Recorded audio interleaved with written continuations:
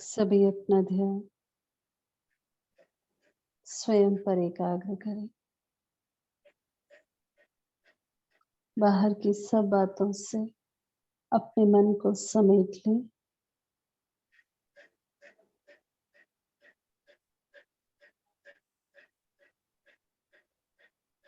मस्तक के बीच में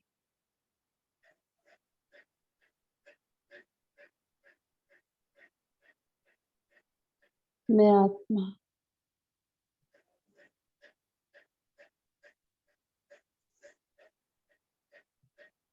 चमकती हुई ज्योति बिंदु हूँ।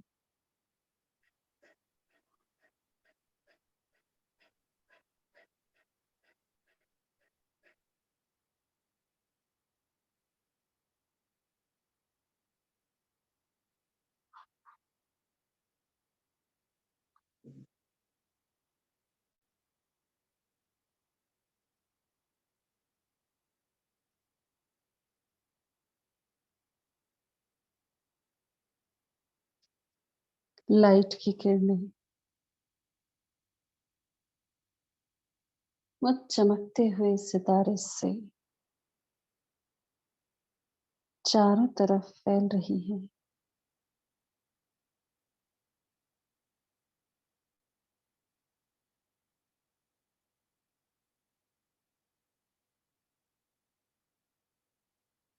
मैं मस्तक मणि हूँ।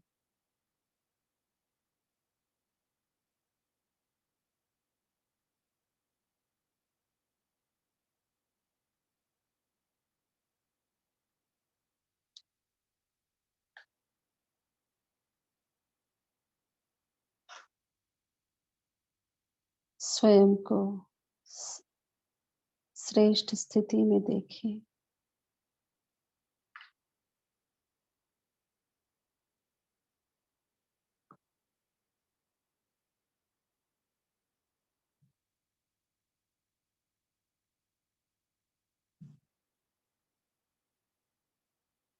अकाल मूर्त में आत्मा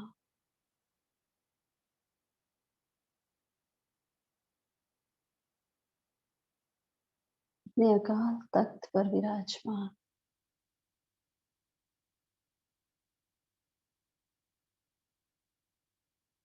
इस सृष्टि रंगमंच पर अपने सुंदरतम पाठ को देख रही हूँ। दम देह से न्यारी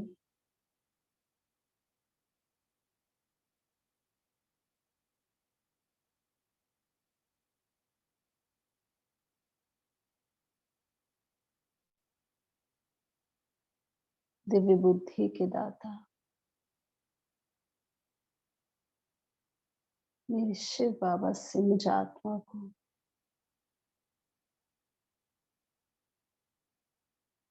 तीनों कालों का, इस सृष्टि चक्र का, स्वयं का श्रेष्ठतम ऊंचे ते ऊंचा ज्ञान मिला है।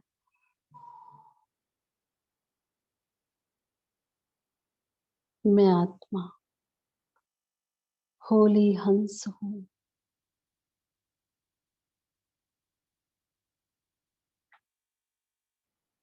इस शरीर में रहते हुए भी इस शरीर के भान से स्वयं को मुक्त अनुभव कर रही हूँ।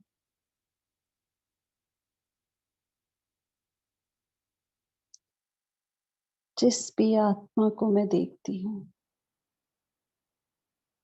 जिसकी तरफ भी इन स्थूल नेत्रों से देखती हूँ, देह को ना देखते हुए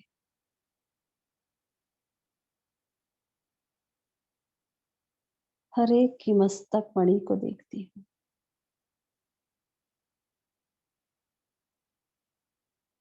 हर आत्मा को उसके ओरिजिनल स्वरूप में देख रही हूँ।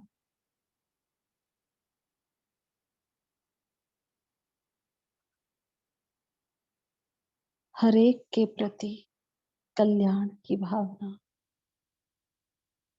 शुभ भावना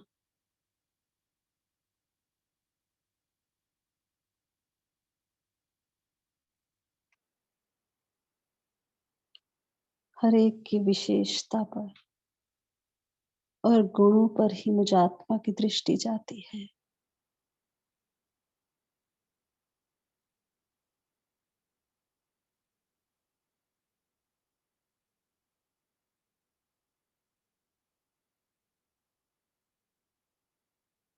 कोई कैसा भी व्यवहार करे, कोई कितना भी विघ्न रूप बने, मुझ आत्मा का शुभ चिंतन का भाव मुझे इस पुरुषार्थ के मार्ग में तीव्रता से आगे ले जा रहा है।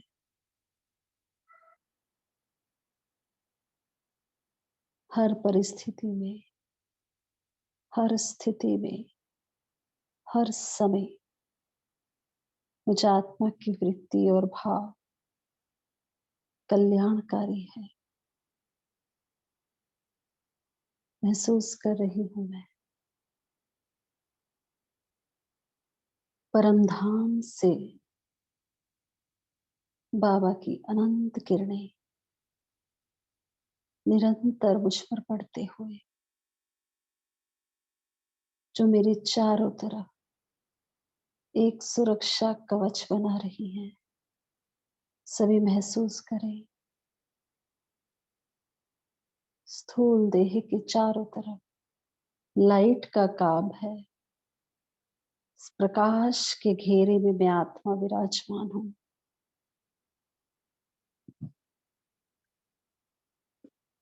पूरे दिन भर में जिन भी आत्माओं से मिलती हूँ, जिसके भी संबंध संपर्क में आती हूँ, कैसी भी वृत्ति वाला हो, कोई भी परिस्थिति हो, परमात्म शक्तियों का ये सुरक्षा कवच मुझ आत्मा को चारों तरफ के वातावरण के संबंध संपर्क के प्रभाव से मुक्त रखता है।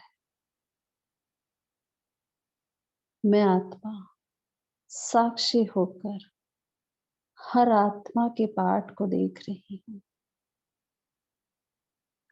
जैसे मेरे पिता शिव बाबा इस ड्रामा को साक्षी होकर देखते हैं, हर आत्मा के ओरिजिनल स्वरूप को देखते हैं, शरीर को न देखते हुए सिर्फ आत्मा को देखते हैं। मैं आत्मा भी बाबा की इन सुरक्षा किरणों के अंदर, इस सुरक्षा कवच में हमेशा स्वयं को बाबा के समान ही अनुभव कर रही हूँ।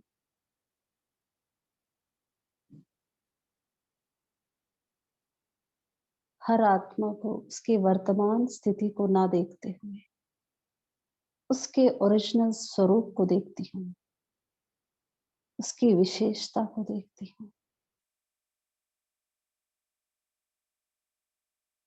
उसके आत्मिक गुण धर्म को देखती हूँ।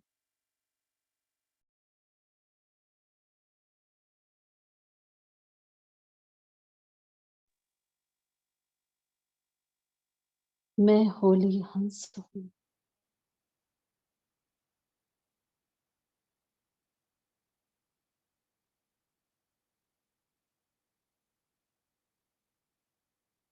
हर एक के गुण रूपी मोती को चुगने वाली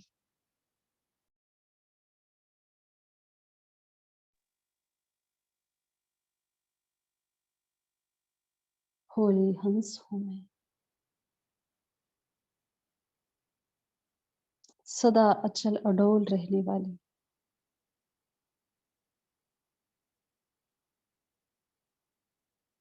सदा अपने मन को ऊंची श्रेष्ठ स्थिति में रखने वाली सर्व की शुभ चिंतक हूं मैं।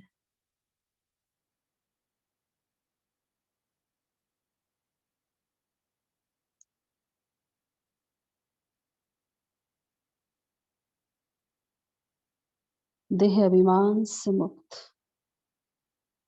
संपूर्ण देही अभिमानी।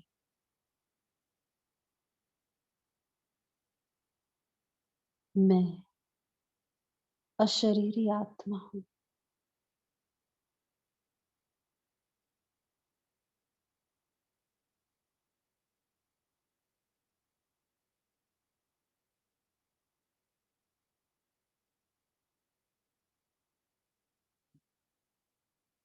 देह से न्यारी और परमात्मा की प्यारी,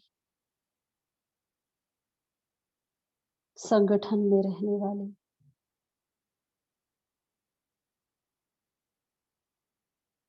सर्व को संतुष्ट करने वाली, सदा सर्व से संतुष्ट, सबको स्नेह और सहयोग देने वाली। मैं परमात्मा स्नेही हूँ। ओम शांति।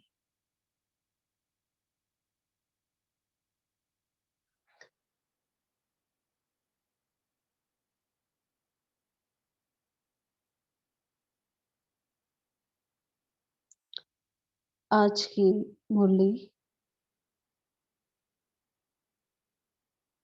19 जुलाई 1972 की है और मुरली का टाइटल है संगठन का महत्व तथा संगठन द्वारा सर्टिफिकेट।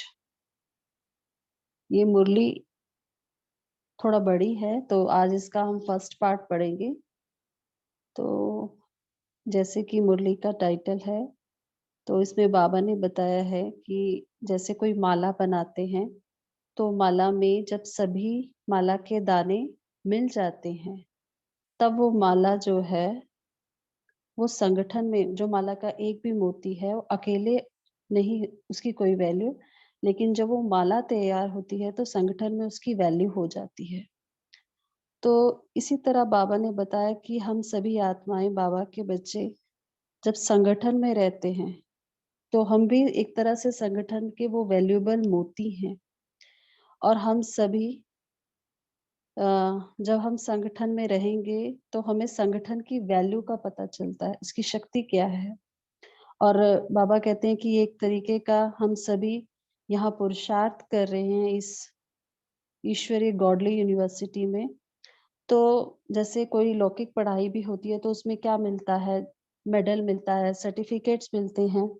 तो बाबा ने बताया कि यहाँ इस पढ़ाई में भी आपको 3 सर्टिफिकेट मिलते हैं या 3 मेडल मिलते हैं। तो पहला है कि जब भी हम संगठन में या संबंध संपर्क में आते हैं, सहयोग देते हैं, स्नेही बनते हैं सभी के, एक तो वो मेडल है। दूसरा है स्नेही रहने का जो मेडल है वो पहला मेडल है। दूसरा है कि जब हम ईश्वरीय सेवा में और पुरुषार्थ से, अपने पुरुषार्थ से ज्यादा हम बाबा की प्रत्यक्षता करते हैं, करना दूसरा है वो मेडल। तो ईश्वरीय सेवा में अपने पुरुषार्थ से ज्यादा प्रत्यक्षता करना। तीसरा ये है कि जहाँ जहाँ भी जिस स्थान पर भी हम सेवा के निमित्त बने हैं, चाहे वो हम लौकिक में हैं या अलौकिक में हैं, तो उस स्थान की आत्माएं हमसे कितना संतुष्ट है, हम उनसे कितना संतुष्ट है और वो हमसे कितना संतुष्ट है, एक उसका मेडल बाबा ने कहा। और बाबा ने बताया अगर एक भी आत्मा आपसे संतुष्ट नहीं है या फिर आप अपने आप से भी संतुष्ट नहीं हो तो भी उसमें क्या है, इसका मतलब कमी है। फिर दूसरा बाबा ने बताया कि जब भी आप संगठन में मिलते हो एक दूसरे से, तो बाबा ने बताया आपको क्या देखना है, हर एक के अंदर विशेषता देखनी है। तो जब हम किसी की विशेषता का वर्णन करते हैं तो ऑटोमेटिकली जो उनकी कमजोरी है उसकी तरफ हमारा अटेंशन कम जाएगा। तो बाबा ने ये बताया कि जब भी हम संगठन में मिले तो क्या करना है, पुरुषार्थ की विशेषता का वर्णन करना है, कमजोरी का नहीं, कि हम क्या पुरुषार्थ कर रहे हैं या हमने किसी कमजोरी पर किस तरीके से विजय प्राप्त करी, किस पुरुषार्थ से। अगर वो हम संगठन में वर्णन करेंगे तो इससे संगठन का वातावरण अच्छा होता है। दूसरा एक जो बाबा ने वेरी इंपॉर्टेंट बात बताई कि जो भी आपको, जब हम ज्ञान में आते हैं तो कोई ना कोई विशेषता हर एक को मिलती है। हर एक ने अनुभव किया होगा कि ज्ञान में आने के बाद ये गुण जो है वो ज़्यादा अच्छा हो गया है। तो बाबा कहते हैं कि ये जो गुण है, वो गुण जो है बाबा की नॉलेज के द्वारा आपको मिला है, वो आपका अपना नहीं है। तो इस चीज़ का अभिमान आपको नहीं आना चाहिए। तो जो भी गुण है, जो भी विशेषता है, वो बाबा की नॉलेज से हमें मिला है, नॉलेज के द्वारा प्राप्त हुआ है। तो इसमें आप नॉलेज की बढ़ाई है, ना कि आपकी। और तीसरा जो वेरी इंपॉर्टेंट बात बाबा ने बताया कि जब भी हमें हम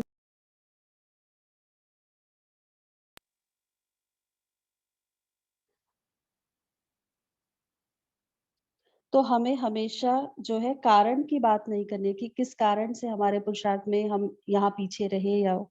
तो बाबा ने कहा आप कारण का निवारण करने वाले हो, औरों के भी। तो आपको ये कारण जो है अपना कोई कारण नहीं देना, आपके सभी आधार जो है खत्म हो जाने चाहिए। तो इससे आपका देह अभिमान और जो देह अभिमान के संस्कार हैं वो ऑटोमेटिकली खत्म हो जाएँगे। और कोई आपके साथ वेरी इंपॉर्टेंट लास्ट में बाबा ने कहा कोई कैसा भी व्यवहार करे, कितना भी आपके पुरुषार्थ में विघ्न रूप बने, आपका उसके प्रति शुभ चिंतन का ही भाव होना चाहिए। यही आपका तीव्र पुरुषार्थ है और उसी और तभी हम होली हंस कह सकते हैं अपने आप को। तो अभी बाबा के महावाक्य सभी सुनेंगे, तो सभी अपने आत्मिक स्वरूप में स्थित हो जाएं। बाबा वो कह रहे हैं कि अपने को मोती व मणका समझते हो। मोती व मणके की वैल्यू किस में होती है? मणका व मोती माला से अलग होते हैं तो उसकी वैल्यू कम क्यों होती है? माला का एक मोती ले लो, उसकी कितनी वैल्यू है? तो बाबा ने कहा जब वो अलग है तो उसकी वैल्यू कम क्यों होती है? माला में पिरोने से उसकी वैल्यू होती है, अलग होने से कम क्यों होती है? कारण बाबा पूछ रहे हैं। संगठन में होने के कारण वह मोती मणका शक्तिशाली हो जाता है। एक दो एक से दो भी आपस में मिलते हैं तो दो को 11 कहा जाता है। एक को एक ही कहा जाएगा। दो मिलकर 11 हो जाते हैं तो कहाँ एक कहाँ 11, इतनी उसकी वैल्यू बढ़ जाती है। दो के बदले दो के बदले 11 कहा जाता है। संगठन की शक्ति को प्रसिद्ध करने के लिए ऐसा कहने में आता है। तो बाबा ने बताया ये संगठन की शक्ति का महत्व है जो कहा जाता है एक और एक 11। तो अब बाबा बता रहे हैं आप अपने को कौन सा मोती समझते हो? माला का मोती हो वो इंडिपेंडेंट मोती हो। तो सभी से बाबा पूछ रहे हैं आप अब खुद को क्या समझते हो? अपनी वैल्यू को देखते हुए, अपनी शक्ति को देखते हुए ये अनुभव करते हो कि हम माला के मणके हैं। एक दो को ऐसे संगठन के रूप में पिरोए हुए वैल्यूएबल मोती समझते हो। दूसरे भी आपको समझते हैं व सिर्फ आप ही अपने को समझते हो। जैसे कोई विशेष करते हैं या कोई भी रीति विजयी बनकर आते हैं तो उनको मेडल मिलता है, वैसे ही जो अब तक पुरुषार्थ कर रहे हैं उसका सर्टिफिकेट प्रैक्टिकल में लेने के लिए ही बीच बीच में ये संगठन होता है।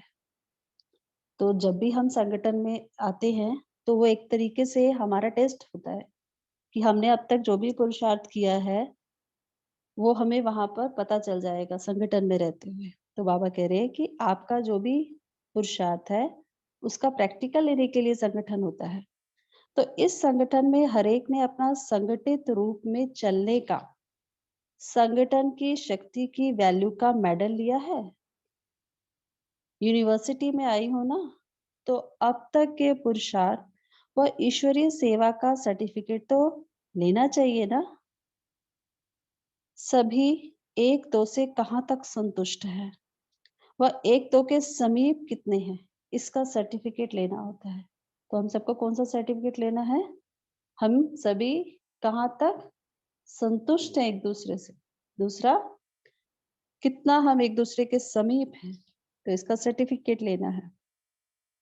एक तो है अपने संगठन में व संपर्क में सहयोग तथा सभी के स्नेही रहने का मेडल। तो पहला कौन सा है? संगठन व संबंध संपर्क में सहयोग और सबके स्नेही रहने का मेडल। दूसरा है ईश्वरीय सेवा में अपने पुरुषार्थ से ज्यादा प्रत्यक्षता करना, उसका इनाम, इसका इनाम। तीसरा फिर है जो जिस स्थान के निमित्त बने हुए हैं उस स्थान की आत्माएं उनसे संतुष्ट हैं व कोई स्वयं सभी से संतुष्ट हैं, मतलब वहां की आत्माएं आपसे संतुष्ट रहे और आप उनसे। अगर स्वयं भी संतुष्ट नहीं तो भी कमी रही। अगर आप भी संतुष्ट नहीं खुद से भी, इसका मतलब कमी है। और आने वाले में से कोई एक भी कोई संतुष्ट नहीं है तो यह भी कमी रही। टीचर से सभी संतुष्ट हो? बाबा पूछ रहे हैं। टीचर की पढ़ाई व संबंध में जिसको आप लोग हैंडलिंग कहते हो उससे सभी संतुष्ट हो? संतुष्ट है तो उसका भी इनाम होता है। पहले शुरू में माला बनाते थे, किस लिए? उमंग उत्साह बढ़ाने के लिए। तो बाबा शुरू शुरू में माला बनाते तो बाबा कहते थे सभी का उमंग उत्साह बढ़ाने के लिए बाबा करते थे। जिस समय जो जिस स्टेज पर है उसको उस स्टेज का मिलने से खुशी होती है। उमंग उत्साह बढ़ाने के लिए और एक दो की देखरेख कराने के लिए साधन बनाते थे। इसका भाव यह नहीं था कि वह कोई फाइनल स्टेज का मेडल है, यह है समय की पुरुषार्थ की बलिहारी का। इससे उमंग उत्साह आता है। तो कोई भी किसी चीज में थोड़ा सा भी संगठन में कोई करता है तो उसको उसका मेडल बाबा कह रहे देते हैं या उसको थोड़ा सा प्राइज मिलता है। तो बाबा कह रहे वो क्या है? उमंग उत्साह दिलाने के लिए। रिजल्ट का मालूम पड़ता है कौन किस पुरुषार्थ में है, वह किसका पुरुषार्थ पे अटेंशन है, वह पास होकर विजय के अधिकारी बने हैं, इसको देखकर भी खुश होते हैं। आप लोग अब भी अपनी क्लासेस में किसी को इनाम देते हो ना? जैसे कोई क्विज रखते हैं या संगठन में बहुत सारे प्रोग्राम्स होते हैं तो बाबा कहते हैं उसमें इनाम देते हैं। इनाम कोई बड़ी चीज नहीं है, भले ही एक रुमाल दो लेकिन उसकी वैल्यू होती है। जो पुरुषार्थ किया उस विजय की वैल्यू होती है ना कि चीज की। आप किसी को थोड़ी सेवा का इनाम देते हो, कोई कितनी सेवा करता है, कोई प्रोग्राम्स होते हैं तो उसको कुछ ना कुछ सेंटर से मिलता है या थोड़ा बहुत, तो बाबा कह रहे हैं उसको इनाम दिया जाता है, इनाम मिलता है। वो क्लास में नाम आउट करते हैं कि इन्होंने बहुत किया तो आगे के लिए उसको छाप लग जाती है, उमंग उत्साह का तिलक लग जाता है। कोई कोई तो विशेष आत्माएं भी विशेष करते हुए करते रहते हैं ना, फिर भी निमित्त बने हुए हैं। जरूर कोई श्रेष्ठता व विशेषता है, तब तो ड्रामा अनुसार समर्पण होने के बाद, सर्वस्व त्यागी बनने के बाद औरों की सेवा के लिए निमित्त बने होना। हर एक में कोई विशेषता जरूर है। अभी बाबा सबकी विशेषता बता रहे हैं। एक दो की विशेषता का भी एक दो को परिचय होना चाहिए, कमियों का नहीं। तो बाबा कह रहे हमें एक दूसरे की क्या पता होनी चाहिए? विशेषताएं। तो कमियां नहीं होनी चाहिए। आप लोग आपस में जब संगठन करते हो तो एक दो की तरफ के समाचार किस लिए सुनाती हो? हर एक में जो विशेषता है वह अपने में लेने के लिए। तो जब भी संगठन होता है विशेषताओं का वर्णन करते हैं कि इनमें यह आत्मा ने बहुत अच्छा किया, या तो बाबा कहते हैं वो किस लिए करते हैं? इसलिए ताकि वो एक दूसरे से गुणों की लेन देन हो। तो अभी बता रहे बाबा हर एक में जो विशेषता है वह अपने में लेने के लिए। हर एक को बाप दादा की नॉलेज द्वारा कोई विशेष गुण प्राप्त होता है, अपना नहीं, मेरा गुण नहीं है, नॉलेज द्वारा प्राप्त हुआ। सभी ध्यान से सुने। कोई भी गुण अगर आप में है, महसूस करे, तो वो किससे मिला है आपको? बाबा की नॉलेज द्वारा प्राप्त हुआ। इसमें अभिमान नहीं आएगा। अगर अपना गुण होता तो पहचानने से ही होता, लेकिन नॉलेज के बाद गुणवान बने हो। पहले तो भक्ति में गाते थे कि हम निर्गुण हारे में कोई गुण नहीं, तो यह स्वयं का गुण नहीं कहेंगे। नॉलेज द्वारा स्वयं में भरते जाते हो, इसलिए विशेषता का गुण वर्णन करते हुए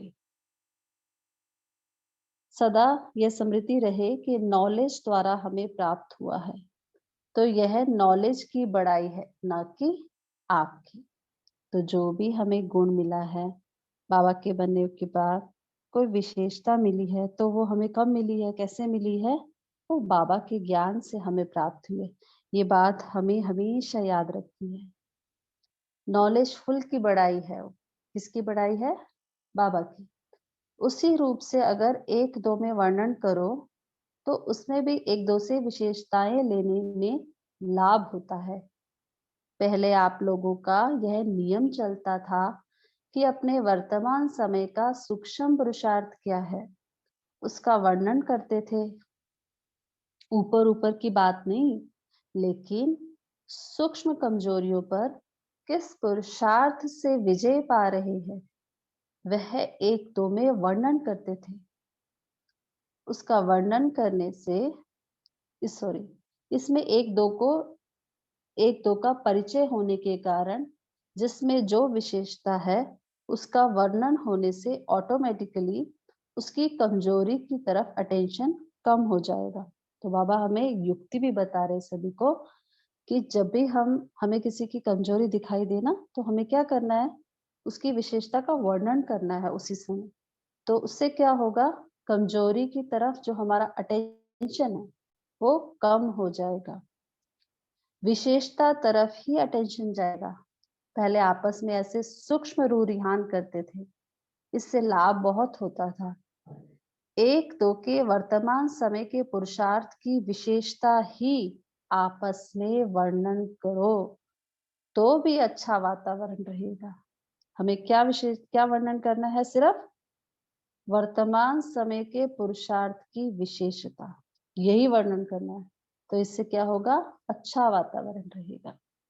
जब टॉपिक ही यह हो जाएगा तो और टॉपिक्स ऑटोमेटिकली रह जाएगी। तो यह आपस में मिलने का रूप होना चाहिए और हरेक की विशेषता बैठ अगर देखो तो बहुत अच्छी है। तो बाबा क्या बता रहे हैं कि अगर हम देखें अगर किसी की भी विशेषता को तो वो बहुत अच्छी है। ऐसे हो नहीं सकता जो कोई समझे मेरे में कोई विशेषता नहीं। बाबा के बच्चे सभी बने हैं, बाबा ने चुन चुन के जो है आत्माएं अपने बच्चे बनाए हैं, तो कोई ना कोई विशेषता तो हर एक में है। तो बाबा कहते हैं ऐसा कोई भी नहीं होगा कि जिसमें कोई भी विशेषता ना हो। इससे सिद्ध है वह अपने आप को जानते नहीं है। कि अगर कोई समझता है कि मुझ में कुछ भी नहीं है तो इसका मतलब अपने आप को नहीं जानते हैं। दृष्टि और वृत्ति ऐसी नेचुरल हो जानी चाहिए। जैसे आप लोग दूसरों को मिसाल देते हैं ना कि जैसे हंस होते हैं, उनकी दृष्टि किसमें जाएगी? कंकड़ों को देखते हुए भी वह मोती को देखता है। इसी प्रकार नेचुरल दृष्टि व वृत्ति ऐसी होनी चाहिए कि किसी की कमजोरी वह कोई भी बात सुनते व देखते हुए भी वह अंदर नहीं जानी चाहिए। और ही जिस समय कोई की कमजोरी सुनते व देखते हो तो समझना चाहिए यह कमजोरी इनकी नहीं मेरी है, क्योंकि हम सभी एक ही बाप की, एक ही परिवार की, एक ही माला की मन की हैं। तो जैसे बाबा ने मुरली की शुरुआत में हम सबसे कहा कि माला के सिंगल मोती की कोई वैल्यू नहीं है, जब वो संगठन में उसकी वैल्यू है। तो हम सभी एक ही बाबा के बच्चे हैं ना, एक जैसा ज्ञान है, एक ही परिवार की हैं। तो जब हम किसी की कमजोरी सुनते भी हैं या देखते भी हैं तो समझना चाहिए मेरी है। जैसे एक माँ होती है, अपने बच्चे की कमजोरी वो सबके सामने वर्णन नहीं करती है। या फिर हमारे परिवार की कोई बात होगी तो वो बाहर नहीं बताई जाती। इसी तरह से हमारे इस ब्राह्मण परिवार में किसी भी आत्मा में कोई कमजोरी होती है, हम देखते हैं या सुनते हैं, तो हमें ये समझना चाहिए कि ये इनकी नहीं, मेरी है। क्योंकि हम सभी क्या है, वो हमारे ही भाई बहन हैं, एक ही फैमिली के हैं। तो बाबा हम सबको ये बात पक्की करा रहे हैं। अगर माला के बीच कोई माला है, जैसे बाबा ने कहा आप सब माला के मन के हो, अगर माला के बीच ऐसा वैसा मोती होता है तो सारी माला की वैल्यू कम हो जाती है। तो जब एक ही माला के मन के हो, तो क्या वृत्ति होनी चाहिए कि यह मेरी भी कमजोरी है। जैसे कोई तीव्र पुरुषार्थी होते हैं, तो अपने में जो कमजोरी देखेंगे, वह मिली हुई युक्तियों के आधार पर फौरन ही उसको खत्म कर देते, कभी वर्णन नहीं करेंगे। जब अपनी कमजोरी प्रसिद्ध नहीं करना चाहते हो, तो दूसरे की कमजोरी भी क्यों वर्णन करते। देखो बाबा, कितनी बड़ी बात हम सबसे बोल रहे हैं कि अगर आप में कोई कमजोरी है, तो वो हम सबके सामने नहीं बताते हैं। तो बाबा कह रहे दूसरे की कमजोरी का वर्णन क्यों करते हो। फलाने ने साथ नहीं दिया, वह ये बात नहीं की, इसलिए सर्विस में वृद्धि नहीं होती है। वह मेरे पुरुषार्थ में फलानी बात, फलानी आत्मा विघन रूप है। यह तो अपनी ही बुद्धि द्वारा कोई को आधार बनाकर उस पर ठहरने की कोशिश करते हो। मतलब अपने पुरुषार्थ के कमी को दूसरे को आधार बनाते हैं कि इसके कारण कम है। तो बाबा कह रहे लेकिन वह आधार फाउंडेशन लेस है, इसलिए वह ठहरता नहीं है। थोड़े समय बाद वही आधार नुकसान कारक बन जाता है। इसलिए होली हंस होना, तो होली हंसों की चाल कौन सी होती है। हरेक की विशेषता को ग्रहण करना और कमजोरियों को मिटाने का प्रयत्न करना। तो ऐसा पुरुषार्थ चल रहा है। हम सभी एक हैं, यह स्मृति में रखते हुए पुरुषार्थ चल रहा है।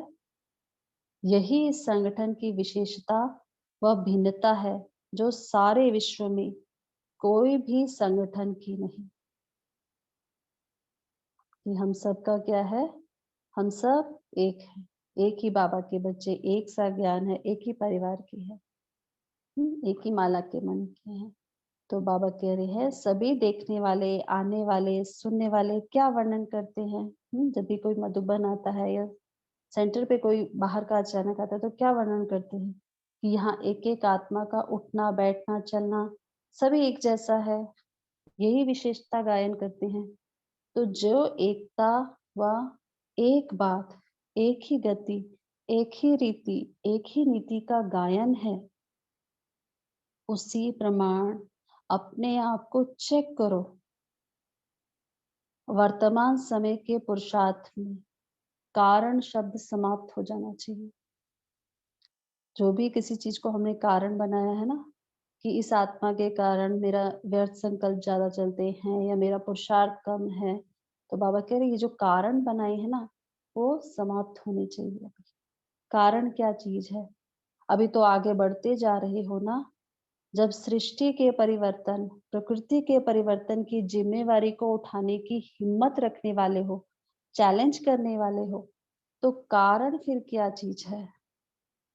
कारण की रचना कहाँ से होती है। बाबा ने कहा हम सब क्या है, विश्व परिवर्तन के निमित्त आत्माएं हैं, तो कारण क्यों दे रहे हैं। कारण की रचना कहाँ से होती है, कारण का बीज क्या होता है। किसी ना किसी प्रकार के, चाहे मनसा, चाहे वाचा, चाहे संपर्क व संबंध में आने की कमजोरी होती है।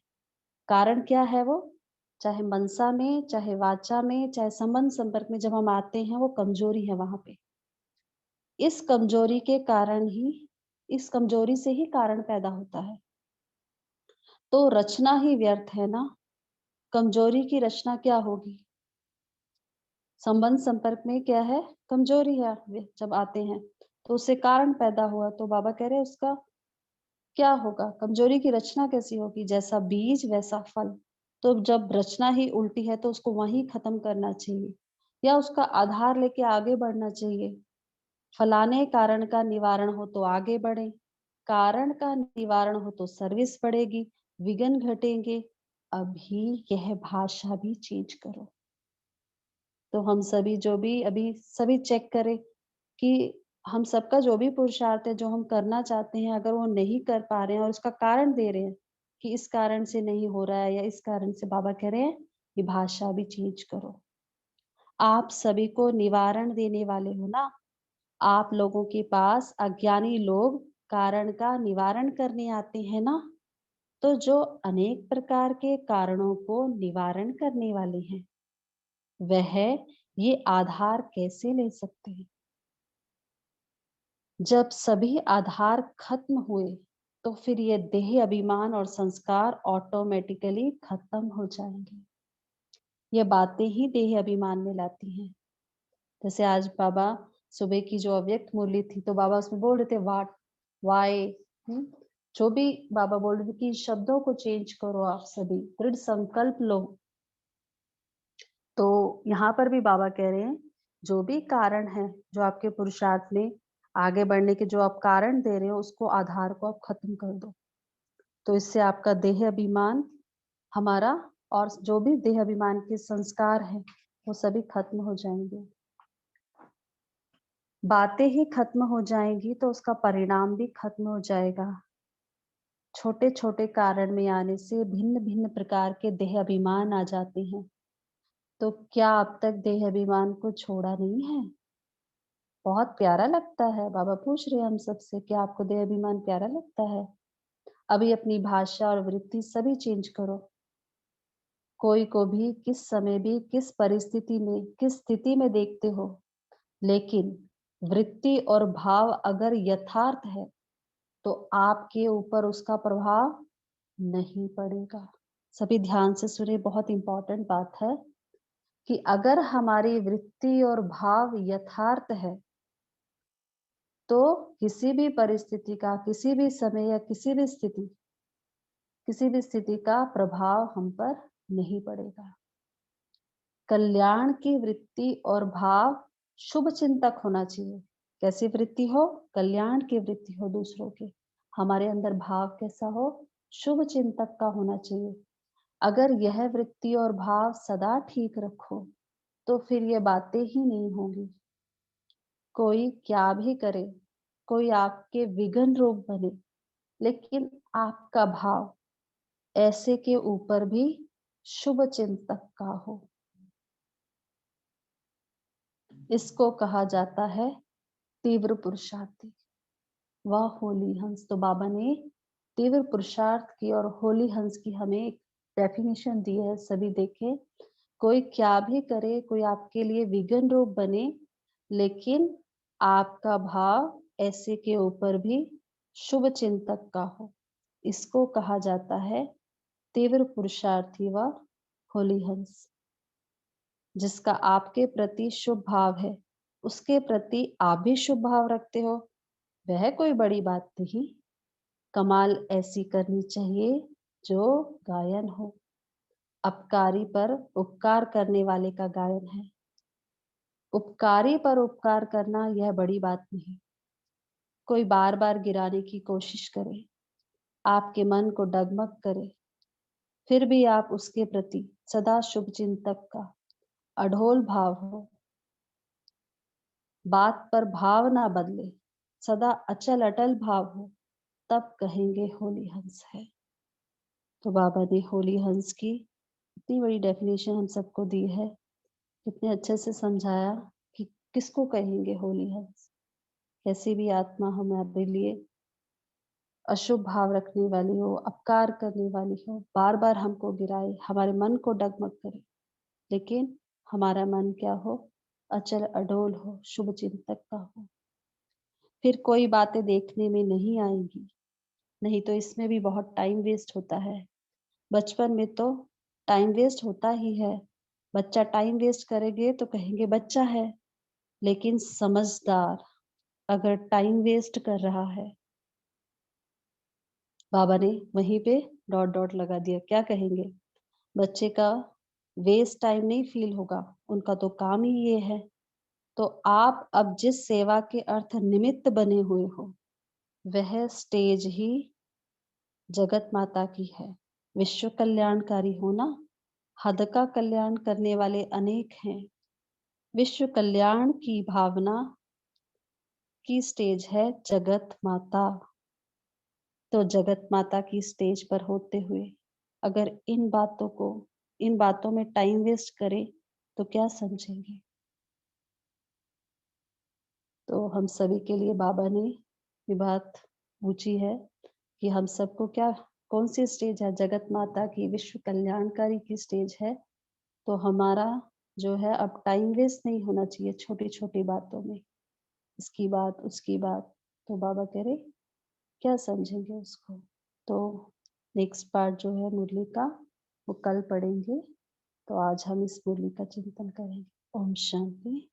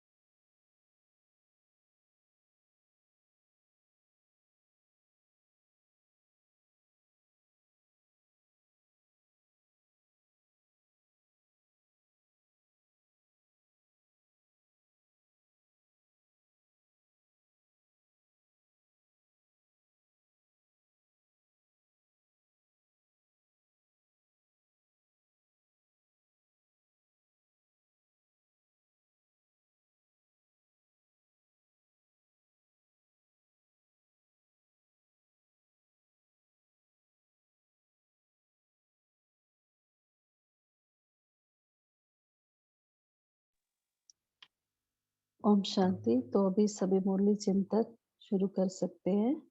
तो मुरली पॉइंट शेयर करें, आज बाबा ने क्या बताया, आपने क्या समझा मुरली से।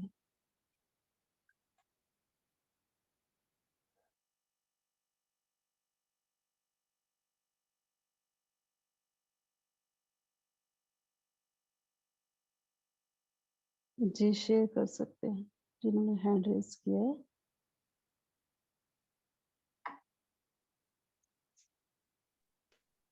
ओम शांति। आज बाबा ने संगठन में हम चलते हैं तो बाबा ने कहा कि जो भी पुरुषार्थ हम कर रहे हैं उसका असलियत में उसकी परीक्षा जब होती है हम संगठन में चलते हैं, क्योंकि जहाँ दो या तीन आत्माएं होती हैं तो आपस में फिर कॉन्फ्लिक्ट्स आते हैं। तो उस चीज के लिए बाबा बहुत सारी समझाने दे रहे हैं। और विशेष बाबा ने कहा कि बच्चे कभी भी किसी की कमजोरी को नहीं देखना है। बाबा ने एक स्टेटमेंट की कि कमजोरी को देखते और सुनते हुए भी किसी की कमी कमजोरी हमारे अंदर ना जाए, बल्कि हम दूसरे की कमजोरी को ऐसा समझे कि हमारी ही कमी है। तो जैसे हम अपनी कमजोरी कमी को प्रत्यक्ष नहीं करना चाहते लोगों के सामने, ऐसे उसे भी संभालें क्योंकि वो हमारे ही भाई बहन है। ओम शांति।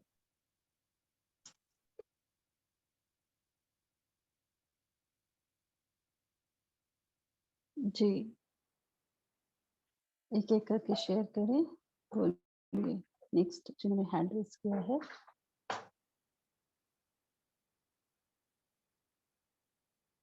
जी ओम शांति दीदी। बाबा ने कहा है जो विशेष गुण प्राप्त होता है वो हमारी नहीं है, वो बाबा के द्वारा ही हमें मिलता है।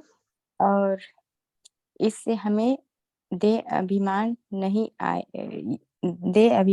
आएगा, क्योंकि वो बाबा का ज्ञान है। जब वो हम कहेंगे कि वो मेरा ज्ञान है और मेरा समझकर ही ज्ञान देंगे, तो फिर हम देह अभिमान में आ जाएंगे।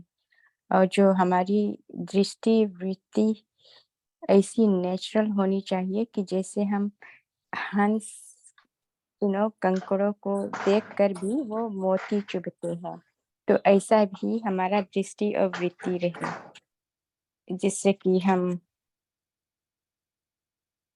बुरे संकल्पों में ना जाए और सभी के तरफ जब कोई भी विघ्न आवे, आत्माएं जब हमें बुरा नजर से देखे, फिर भी हमें उनके लिए शुभ चिंतक और कल्याण की वृत्ति हमारे उनसे उनकी तरफ होना चाहिए।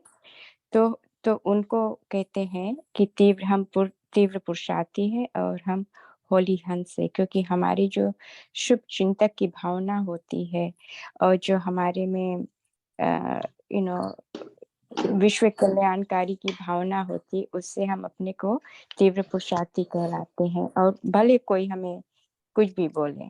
ओम शांति दीदी। जी। ओम शांति। बाबा ने बताया है कि वर्तमान समय हम हमारे पुरुषार्थ के समय है। पुरुषार्थ वही करे जो औरों का विशेषता ही देखने की। तो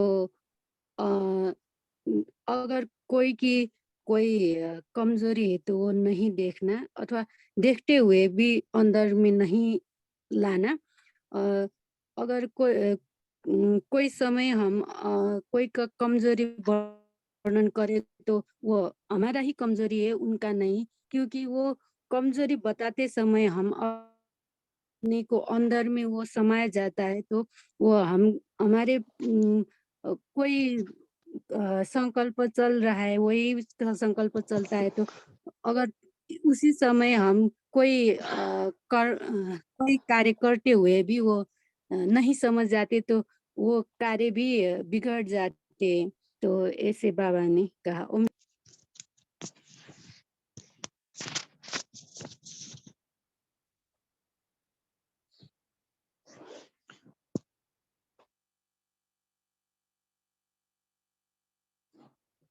जी, और जिन्होंने हैंड रेज किया है, नीलम दीदी आप बोल सकते हैं।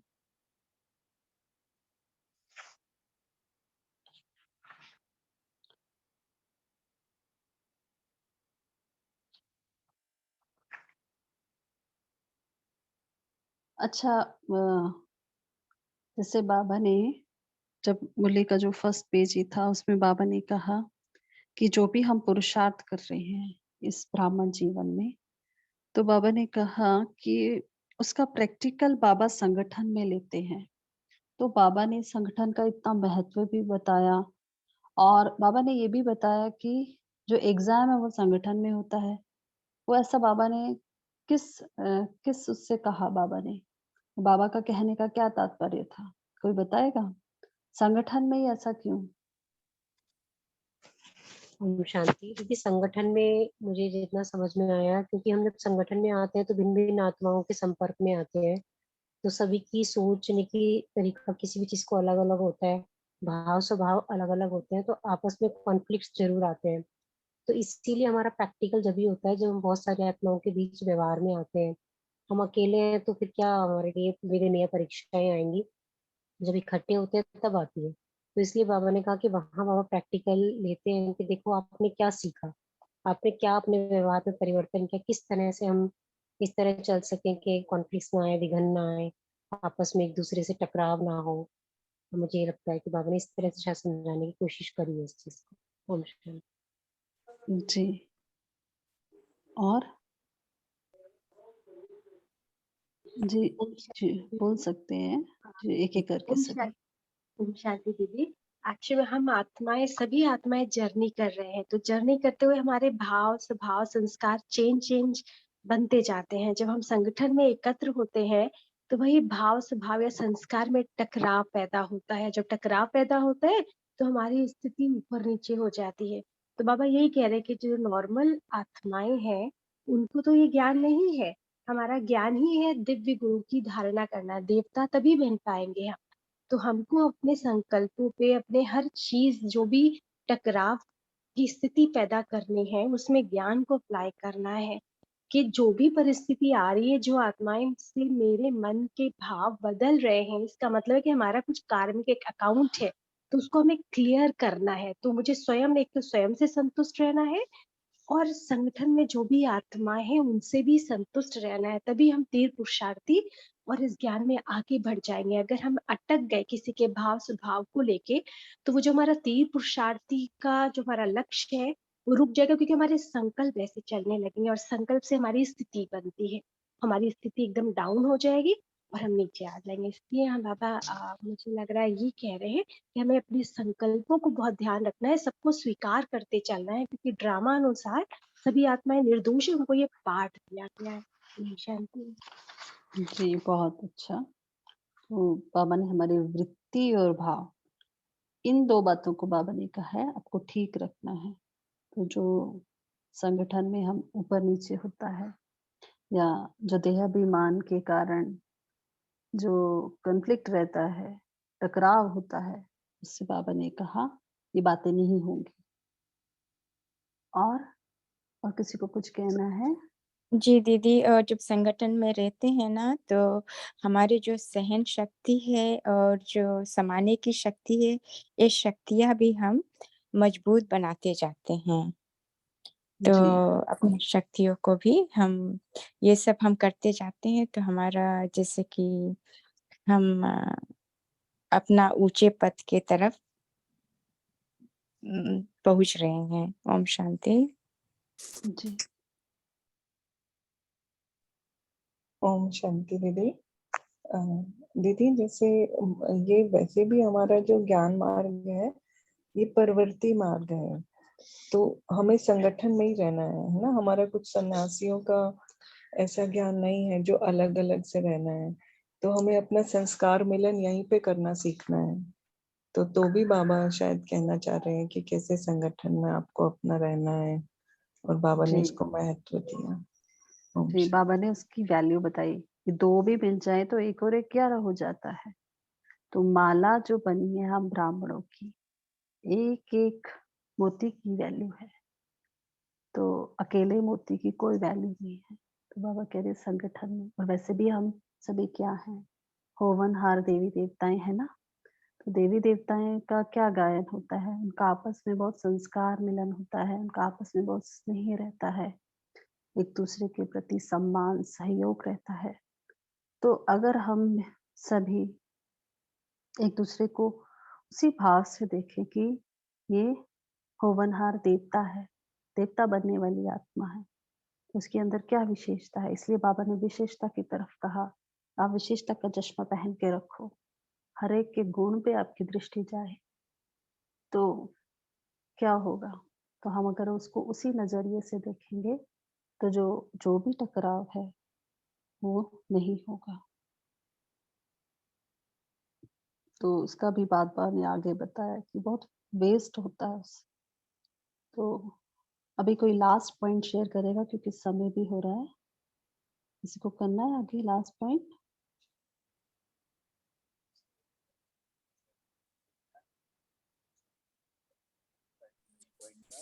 बहुत सारे कंसेप्ट क्लियर हो जाती है पहली बात। दूसरी बात बाबा ने कहा है कि संगठन में योग बल से बाबा ने बहुत वाणी चलाई इसके ऊपर। अगर किसी कोई कहते ना हमारा योग नहीं लगता, तो अगर अकेले में अगर योग नहीं लगता तो शुरू शुरू में अगर प्रैक्टिस होने के लिए संगठन में योग बहुत जरूरी है। क्योंकि बाबा कहते हैं कि कोई रथी महारथी ऐसे होते हैं संगठन में जिनका योग तुरंत लग जाता है, और उनके वाइब्रेशन की वजह से बाकी के भी योग लग जाता है, बाकी जुड़ जाते हैं बाबा से। तो योग बल की भी एक बल आ जाता है उनमें, तो ये संगठन की बहुत जरूरी है। और दूसरी बात एडमिनिस्ट्रेशन कैसे करना है, जैसे हमारी धैर्यता, हमारी नम्रता, हमारी एडमिनिस्ट्रेशन जो भी लीडरशिप क्वालिटीज होती है वो एग्जिबिट होती है संगठन में।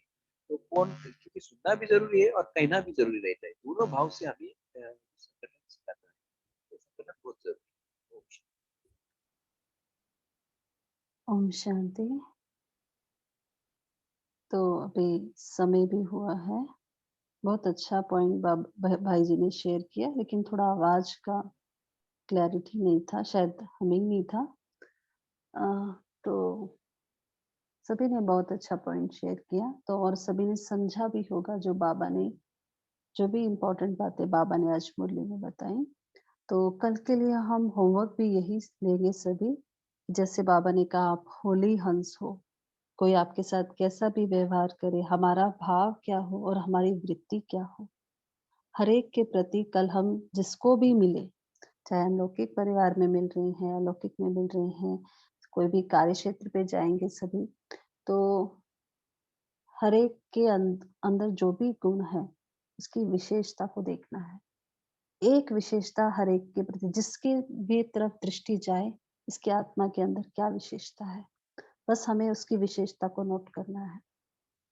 तो कल हम यही करेंगे पूरा दिन भर, और सोमान लेके चलेंगे, मैं आत्मा होली हंस हूँ, अपने भाव और वृत्ति पर पूरा दिन अटेंशन रहेंगे। कि मेरे अंदर क्या भाव चल रहा है। थोड़ी देर में, हर 1 घंटे में, 2 घंटे में चेक करें, मेरे अंदर क्या भाव है इस समय, क्या वृत्ति है, कहीं मन भटक तो नहीं जा रहा, वेस्ट में तो नहीं जा रहा है। हर एक के प्रति शुभ भाव रहे, तो पूरा दिन भर सबको दुआएं देते रहें, हर एक का भला हो, हर एक का कल्याण हो। तो ये सबके प्रति हम शुभ भावना रखते रहेंगे, कल रखेंगे।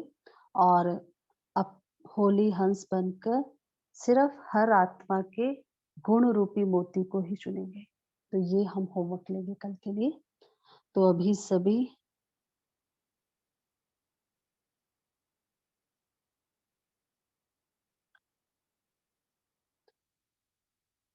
फिर से योग में बैठेंगे 1 मिनट के लिए।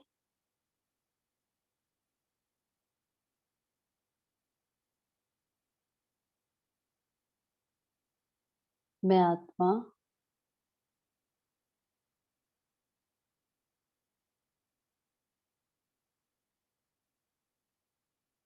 सर्व की विशेषताओं को देखने वाली विशेष आत्मा, हर एक के प्रति शुभ भावना रखने वाली, कल्याण की वृत्ति रखने वाली, मैं विश्व कल्याणकारी आत्मा हूँ। महसूस करें अव्यक्त बाप दादा को अपने सम्मुख,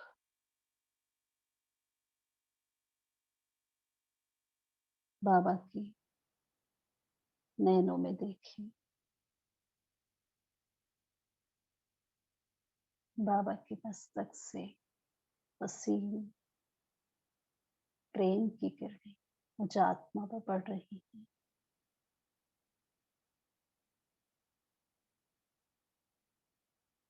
मेरे मन में हर आत्मा के प्रति प्यार और स्नेह उमड़ रहा है।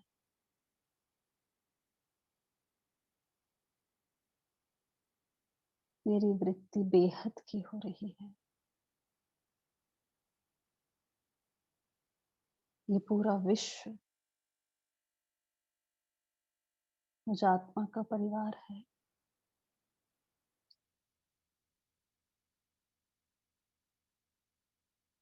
हर एक के गुणों पर मुझ आत्मा की दृष्टि जा रही है।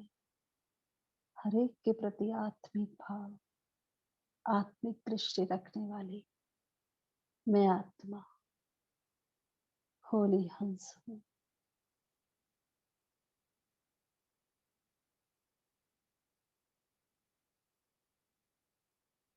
बाबा से कहें, मेरे मीठे बाबा, जैसे आप हर आत्मा को उसकी विशेषताओं से ऊंचा उठाते हो, बाबा मैं भी आपकी तरह हर आत्मा की विशेषता को देखूं,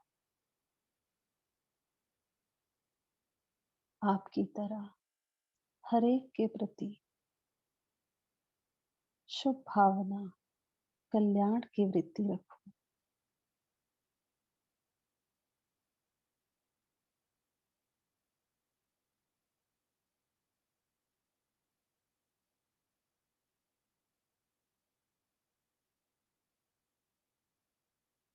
इस देह अभिमान से मुक्त हो जाऊं बाबा। जो भी बात मुझ आत्मा का टाइम वेस्ट कर रही है, मेरे इस तीव्र पुरुषार्थ के मार्ग में बाधक है, बाबा वो आप रख लो। और महसूस करें चुंबक की तरह बाबा हर बात अपनी तरफ खींच रहे हैं जो मेरे पुरुषार्थ में बाधक है, जो मुझे देह अभिमान की तरफ ले जाती है, जो मुझे व्यर्थ की तरफ खींचती है। वो सब बातें बाबा खींच रहे हैं और बाबा के असीम प्रेम से मुझ आत्मा में वो प्रेम और स्नेह भर रहा है जो हर आत्मा के प्रति मेरे मन में वही आत्मिक प्रेम है, वही रहम का भाव, आगे बढ़ाने का भाव है जैसे बाबा में है। मैं तीव्र पुरुषार्थी आत्मा हूं।